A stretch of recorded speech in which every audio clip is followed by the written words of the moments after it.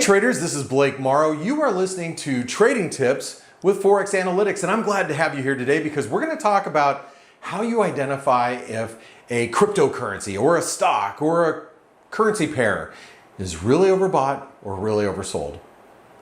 To me, it's really simple. We use the rubber band theory. Now, don't take a rubber band and put it on your screen. That's not going to help you. But by understanding when something gets really oversold or really overbought, that it tends to snap back to its equilibrium. Okay, oversold, overbought, comes back. The more it gets oversold, the more it gets overbought, the snapback tends to be a little bit more violent. All right, and that's the way I usually explain being overbought or oversold, is just using a rubber band. But how do you do that on a chart? Well, there's a lot of different methods that you can use, and I'll show you a couple. But the most important thing is understanding the most basic way of identifying if an asset class is overbought or oversold. And I'm going to teach that to you next. Now, before I do, and before we go to the trading desk, give us a thumbs up if you like this type of content. Subscribe to the channel if you like hearing these types of videos on how to trade. All right, my name is Blake. I'll see you on the trading desk. Hey traders, this is Blake. Welcome back to the desk. Now, before I get into the charts, I want to talk about where you can find our live daily analysis every day. If you go to ForexAnalytix.com, this is what our website looks like. Okay, just go over to where it says webinars. And on the webinars, you can see all the different webinars that we host throughout the course of the day and throughout the course of the week. Right here on it says Face Webinar. You can register. It's a Zoom call. We have hundreds of people that are logged in via Zoom. We have even more people watching during YouTube or through YouTube and different methods. So make sure you tune in, and this way you can see all the different, asset classes that I'm looking at that look a little overbought or oversold at that point in time. Now let's talk about this simple method that I've talked about. And let me go ahead and bring up, this is the sterling, and let's go ahead and talk about this chart. Okay, and this is a 4-hour chart for the sterling. This will give us some pretty good information. All right, so when you're looking at a chart, doesn't matter if you're looking at a 5-minute chart, 10-minute chart, hourly chart, daily chart. What you'll notice on here is I have a few different technical analysis indicators.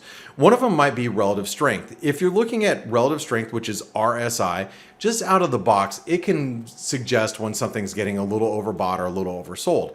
What happens is you can see we breach the 70 line, and once we get a little bit of a high reading, that might suggest that, oh yeah, we're getting a little overbought. We might be looking for a reversal. We get below 30, okay, like you can see down over here, it might suggest that we're getting a little oversold. We might be due for a bounce, right? That all makes sense.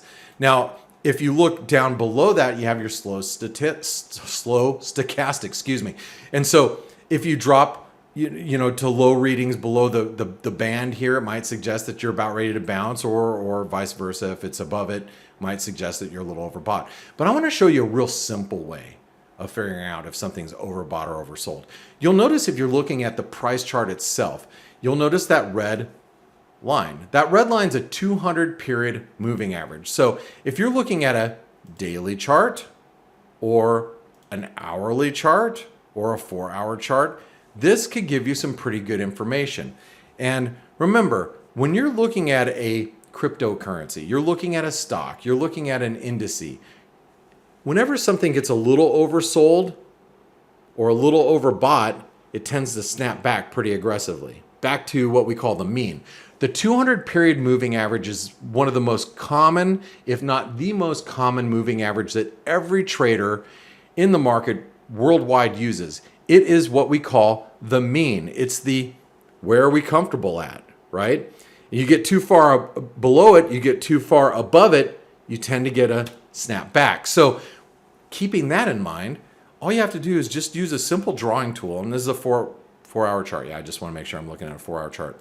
A 4-hour chart, I'm going to say, okay, well, where's the furthest we moved away from this 200 period moving average when I really like scrunch up the data? Well, furthest would be right here. And let's scrunch up the data a little bit more. Okay, if I take back here, well, that's pretty much the same, right? So I'm going to go ahead and clone that and then move the other one over here. Then I'm going to clone it again and say, okay, well, based on where we're at right now, currently, if we move that far away from the 200 period moving average, that will take us to about 136. So with that being said, I know if we reach 136 or just below 136 in the next day or two, maybe 3, then I know it's reaching levels that it tends to, I get my rubber band here, we tend to revert back to the mean. Oh my gosh. Hope that all made sense to you guys. And remember, if you like this type of content, give us a thumbs up. I appreciate it. I know the editorial team here at ForexAnalytix appreciates it. The rest of the ForexAnalytix team loves it when you give us a thumbs up. Also, subscribe to this channel. This way I can give you little tips as I think about them, and the rest of the team does, and I hope you enjoy them. My name is Blake Morrow with ForexAnalytix. You've been listening to Trading Tips with ForexAnalytix. I'll see you in the next video.